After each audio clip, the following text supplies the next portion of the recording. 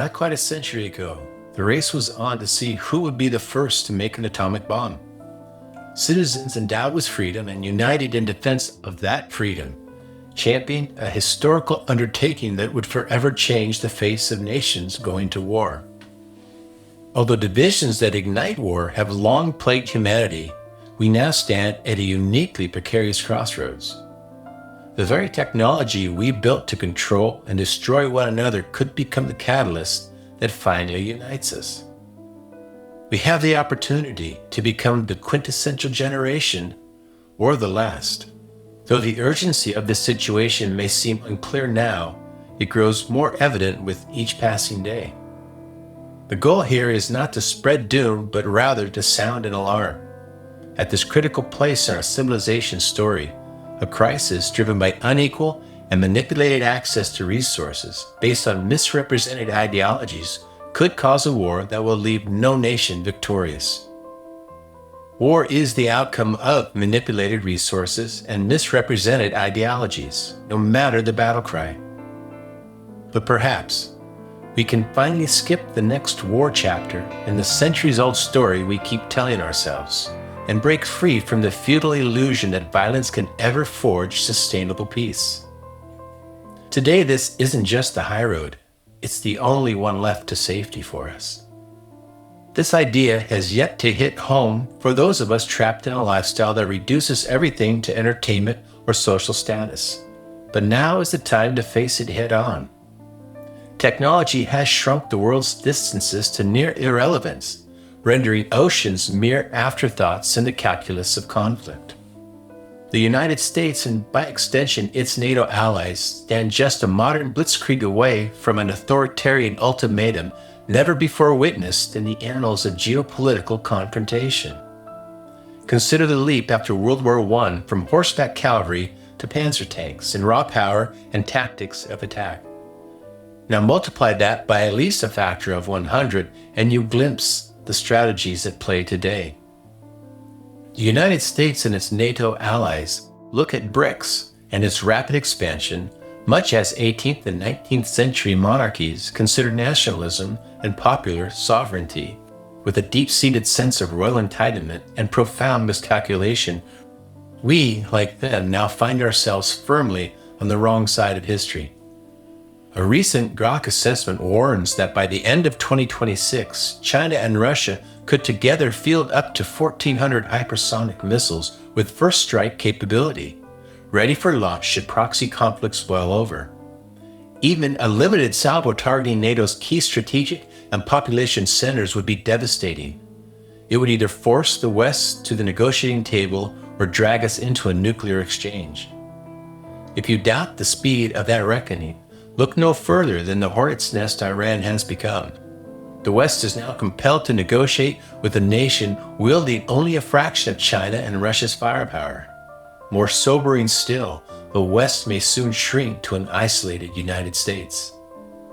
What could ignite such an apocalyptic turn? The unraveling of the monetary system's ability to enable trusted exchange and storage of surplus value, triggered by supply chain chaos as the United States doubles down on its illusion of unchallenged dominance. We went all in with pocket aces at a 10-handed table, and nobody has folded. As it stands, humanity's fate rests with those who control the creation of money, the original centralized authoritarian institution embodied today in central banks, fiat currency, and military enforcement. For centuries, those who steer outcomes through centralized power have run a brutal system, designating an expendable slice of the population to feed the gods of war when peace no longer yields sufficient enough returns. But this next war will not merely sacrifice individual citizens, it will sacrifice entire cities on a global scale. Will yours be one? Here, population genocide is merely the ante in a high-stakes, all-in moment of madness, one designed to force decentralized, democratic societies to capitulate to the centralized authoritarian relics of the past. Banking cartels serve as their godfather, with the United States, the very icon of Western liberty and freedom, tucked deep in their pocket. This current deal-making, transactional, and money-obsessed administration stands as extraordinary evidence of this system's iron grip on geopolitics. We are just beginning to realize that humanity may soon end if we continue to incentivize each other to constantly prepare for war, overconsume, and manipulate resources while neglecting to build an economy based on peace and sustainability. Resources become commodities. Commodities are used to produce value. That value is expressed as money, a tool too often used to manipulate resources and incentivize overconsumption. Money is also used to wage war. There can be no weapons without workers, no battles without weapons, and neither without money. Workers are defined and incentivized by the economic system their labor supports. If that economic model is based on scarcity, it will perpetuate scarcity. Scarcity always leads to war. Our current monetary system allows a small, biased group to decide when money is available, who gets it, and under what conditions. Though we have overcome resource scarcity, we have institutionalized monetary scarcity. It's time to transition to a fully sustainable economic model and a practical military model where citizens choose to be producers of sustainable value and refuse to kill each other on behalf of resource manipulation and misrepresented ideologies. Imagine a future where a citizen's time and energy is the source of the currency flow that measures and stores our value exchange instead of our current centralized debt-creating, interest-bearing fractional currency system. The key to accomplishing this is to recognize that value creation and exchange are not only tied to time and energy, but are themselves expressions of how citizens' time and energy are utilized and therefore the actual source of wealth and stability. The goal is to allow our civilization to level up from a scarcity-based economic model, which requires a predator-prey set of relationships, to a producer-protector economic model, where citizens use their time and energy to create a sustainable currency flow throughout the value exchange economy. Does World War III wait in the wings? If so, it will begin as an attempt to control resources, the most important of which is control over the resource known as money. Those who control the money control the resources, and those who control the resources control the people. Another way to say this is that it will be fought about authority over property, caused by the delusion that money is property.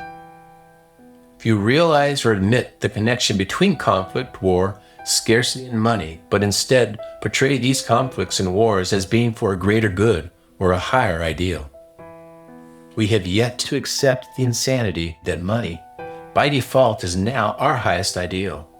Though life, liberty, and the pursuit of happiness, which so many have suffered and died to gain and protect, were once our highest ideals, somewhere along the way, those ideals were bought and sold and turned into political campaign advertising slogans.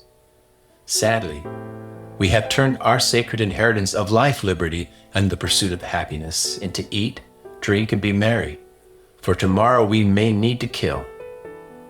Predator-prey economic, military, and political ideologies are in the process of reaching a logical and possibly apocalyptic conclusion. Fortunately, the consideration of fighting a war with nuclear weapons and weaponized AI is not a civilization gone mad, but a civilization not yet mature. We can make predatory aggression and predatory capitalism obsolete. How?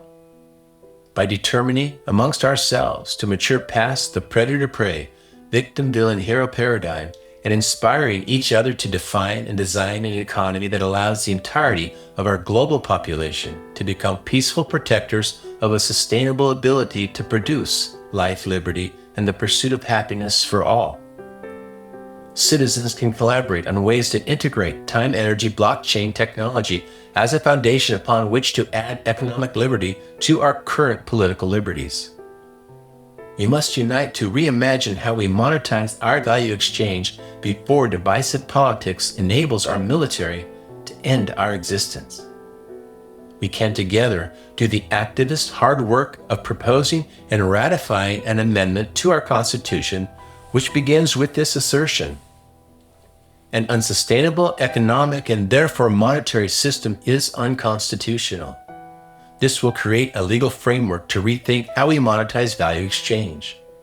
With this legal foundation, we can shift from a debt-based, interest-charging monetary system to a credit-based, time-energy value exchange system using blockchain technology. Through legislative processes, we can source currency based on each citizen's time and energy, making it the source of the capital flow of the economy. We can advocate for an economy that redefines profit as the creation and preservation of sustainable wealth and abundance, rather than one that incentivizes citizens to kill each other over scarcity. Patrick Henry did not say, "Give me liberty or I'll kill you." He said, "Give me liberty or give me death."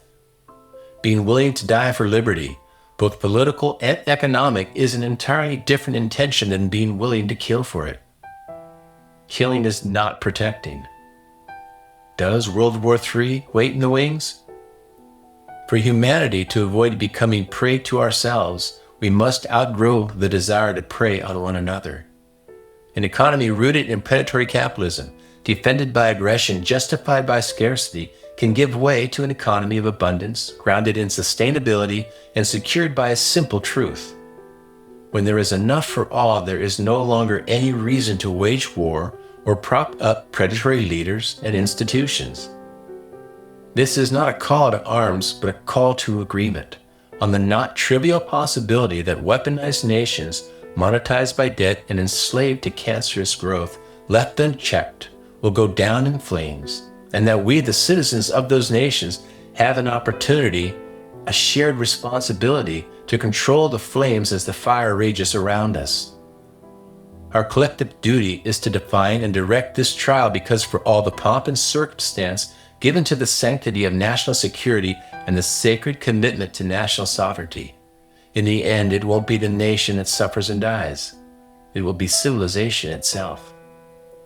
For the first time in history, it isn't the notorious and conspiratorial group referred to as they doing wrong and causing the problem. Instead, it is us, the majority of freedom-endowed citizens, oblivious to the collective power and responsibility that we the people have bestowed upon we the people. Acting in our role as our government, we can amend our constitutions and pass legislation to address this unique and potentially civilization-ending situation. We can, but will we? It all depends on what we value, how we choose to exchange that value, and our resolve to meet this fleeting and unfathomable moment head on. Could it be that peace waits in the wings?